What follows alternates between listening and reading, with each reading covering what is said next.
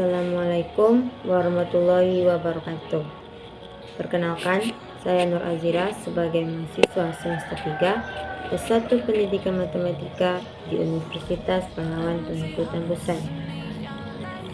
Baiklah, di sini saya akan memaparkan tugas mata kuliah saya UAS Psikologi Matematika dengan dosen pengampu Zulfa SPD MPD. Baiklah, di sini saya akan menjelaskan beberapa materi. Yang pertama, pentingnya domain efektif pembelajaran matematika. Yang kedua, konsep motivasi belajar, attitude belajar, anxiety belajar, self-efficacy belajar, metakognisi dan self-regulation belajar, serta emotion, flow, dan interest dalam pembelajaran matematika. Saya akan menjelaskan materi pertama tentang domain efektif. Domain ini mencangkup kemampuan yang mengangkut aspek emosi seperti perasaan, nilai, apresiasi, motivasi, dan sikap. Pada ranah efektif menentukan keberhasilan seseorang.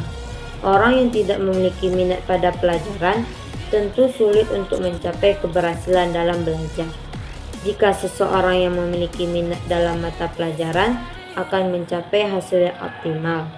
Oleh karena itu, semua pendidik harus mampu membangkitkan minat semua peserta didik. Selanjutnya, tingkatan ranah efektif. Yang pertama, receiving. Receiving, peserta didik memiliki keinginan memperhatikan suatu fenomena khusus. Yang kedua, responding. Kemampuan yang dimiliki oleh seseorang untuk mengikut sertakan dirinya secara aktif dalam fenomena tertentu. Yang ketiga, following.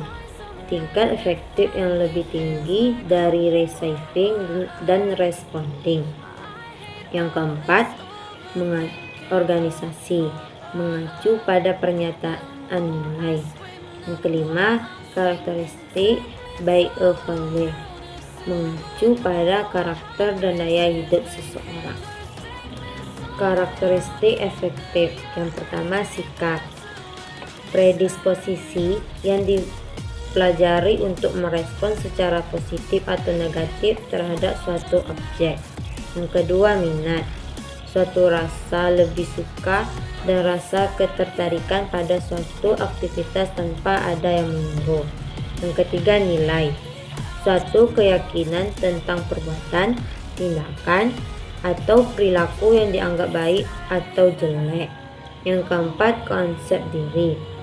Evaluasi yang dilakukan individu terhadap kemampuan dan kelemahan yang dimilikinya. Peranan domain efektif.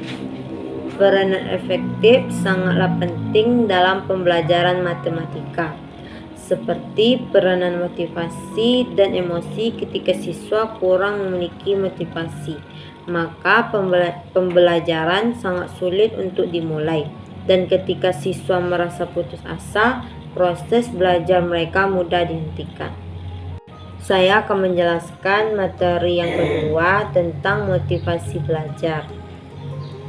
Motivasi belajar adalah gaya penggerakan psikis dari dalam diri seseorang untuk dapat melakukan kegiatan belajar dan menambah keterampilan serta pengalaman. Itulah yang dimaksud dengan motivasi belajar. Macam-macam motivasi belajar. Yang pertama, motivasi ekstrinsik adalah melakukan sesuatu untuk mendapatkan sesuatu yang lain. Yang kedua, motivasi intrinsik. Motivasi internal untuk melakukan suatu demi sesuatu itu sendiri. Strategi motivasi. Yang pertama, bersemangat ketika mengajar matematika. Kedua, perhatikan celah materi yang tidak dipahami siswa. Yang ketiga, temukan pola atau cara khusus. Yang keempat, memberi tantangan pada siswa.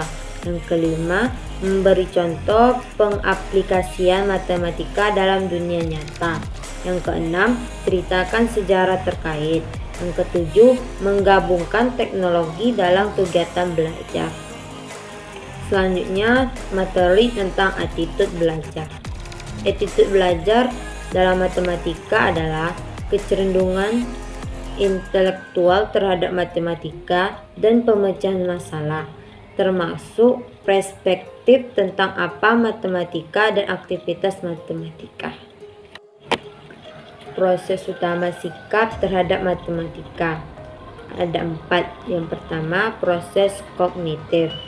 Kebanyakan perilaku manusia mempunyai tujuan berdasarkan pemikiran ke depan. Yang kedua, proses motivasional. Kepercayaan terhadap diri mereka sendiri merupakan kunci penting dalam motivasi. Yang ketiga, proses afektif. Perasaan akan keyakinan diri mereka sendiri yang kuat akan memberikan semangat kepada orang dalam mengatasi situasi sulit penuh tekanan. Yang keempat, proses seleksi.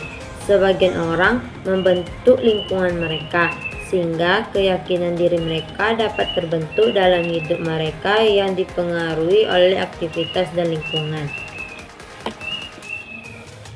Faktor yang mempengaruhi sikap terhadap matematika. Yang pertama, kepercayaan. Bagaimana siswa merasa yakin akan performanya dalam matematika. Yang kedua, kekhawatiran. Nilai yang merujuk terhadap keyakinan siswa akan kegunaan. Yang ketiga, kesenangan. Seberapa siswa merasa nyaman dalam matematika. Yang keempat, motivasi. Mengukur minat siswa dalam matematika. Selanjutnya, materi anxiety belajar. Anxiety belajar adalah reaksi emosional berupa perasaan takut, tegang, dan cemas bila terkaitan dengan matematika. Kecemasan belajar. 1. Mood. Ditandai dengan perasaan tegang, was-was, dan gugup. Yang kedua, motorik. Ditandai dengan ketegangan pada gerakan seperti gemetaran dan sikap terburu-buru. Yang ketiga, kognitif. Ditandai dengan perasaan sulit untuk berkontraksi atau tidak mampu dalam mengambil keputusan. Yang keempat, somatik. Ditandai dengan gangguan pada jantung seperti berdebar-debar cepat dan tangan mulai berkeringatan. Aspek kecemasan terhadap matematika. Yang pertama, aspek fisiologi. Aspek yang meliputi kondisi jasmani serta fungsi tubuh. Yang kedua, aspek kognitif. Aspek yang berkaitan dengan pola pikir siswa dalam belajar matematika. Yang ketiga, aspek afektif.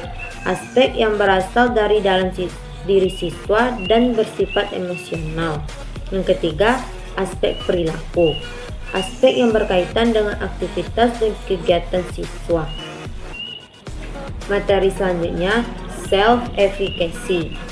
Self-efficacy merupakan keyakinan seseorang mengenai kemampuan untuk menyusun dan menyelesaikan tindakan yang dibutuhkan dalam mengatur situasi yang akan datang.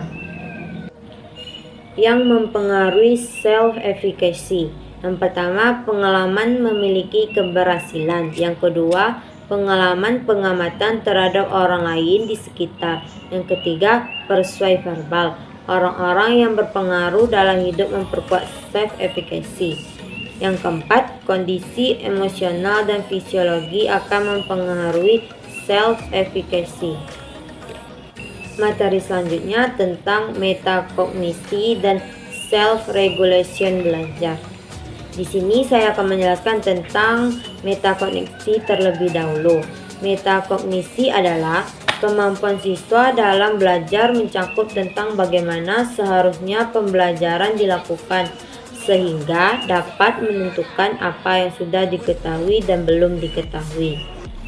Dan self-regulation adalah proses pengendalian diri di setiap jenjang yang menargetkan seseorang melalui pikiran, perasaan, dan tindakan menuju hasil yang diinginkan.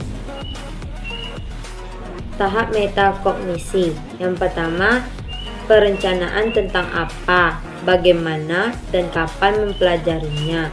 Yang kedua, pemantauan proses pembelajaran yang sedang dilakukan.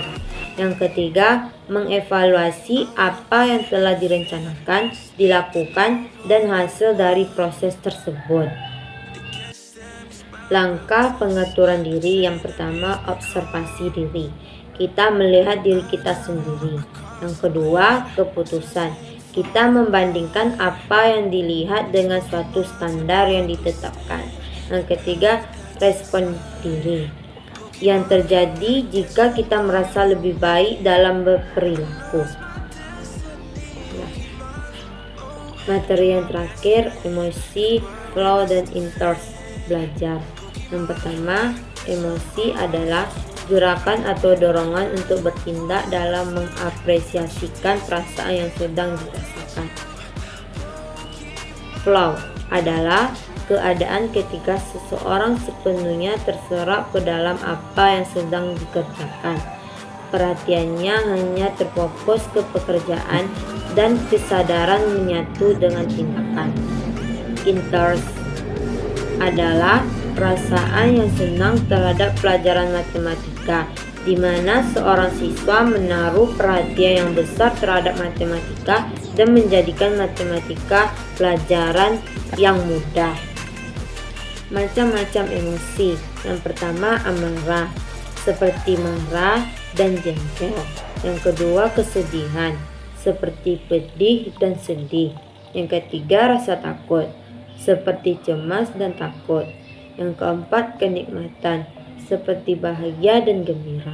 Yang kelima, cinta, seperti persahabatan dan kepercayaan. Keenam, terkejut dan terpana. Yang ketujuh, jengkel, seperti hina dan muak. Yang kedelapan, malu, seperti rasa salah dan malu hati. Komponen flow. 1. Tujuan yang hendak dicapai. 2. Konsentrasi dan fokus. 3. Kehilangan perasaan negatif, menggabungkan kesadaran dan tindakan. 4. Arahan dan umpan balik segera. 5. Keseimbangan antara tingkatan kemampuan dan tantangan. 6. Kontrol diri seseorang untuk mengatasi situasi atau aktivitas.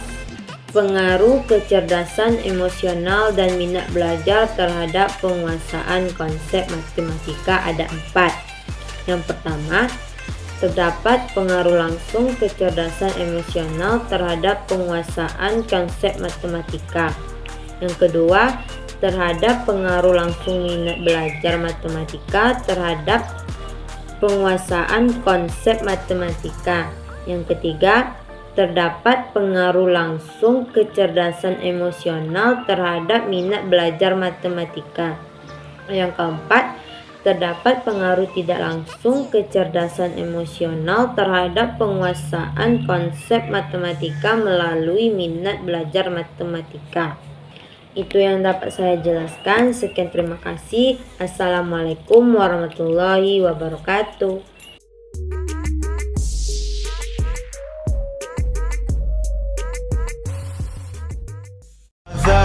It's caught in the crossfire. It's caught in the crossfire.